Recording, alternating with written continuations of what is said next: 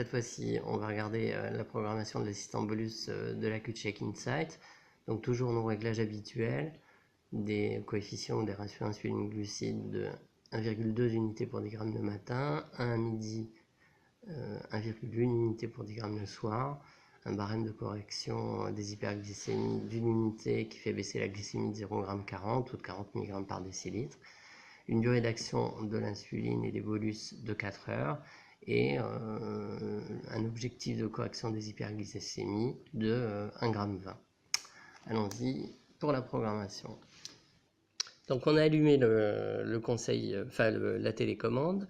Il faut aller dans Réglages. On va à Conseil bolus qui théoriquement est désactivé. Donc on nous demande est-ce que vous voulez activer le conseil bolus. Il faut dire oui.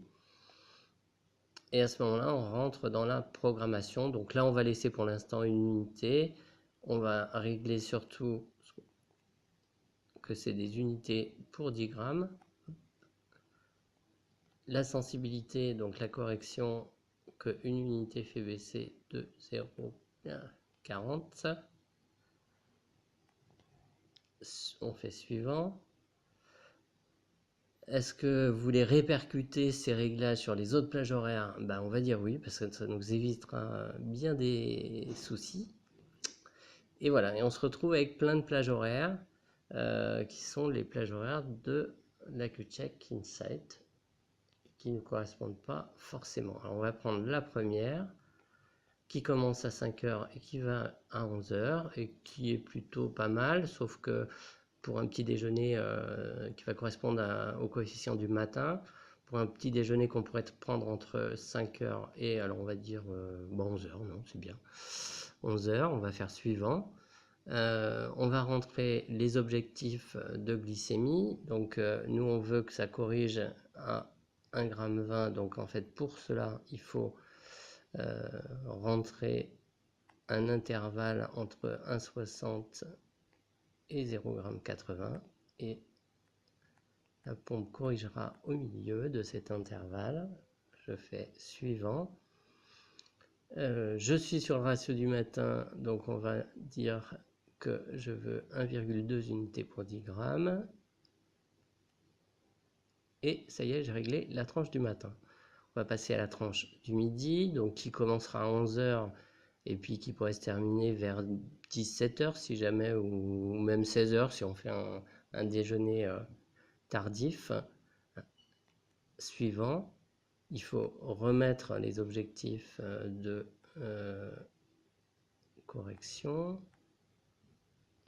donc entre 1,60 et 0,80. Suivant. Pour le midi, on est sur une unité pour 10 grammes, c'est bon. Une unité me fait baisser de 0,40, c'est bon toujours.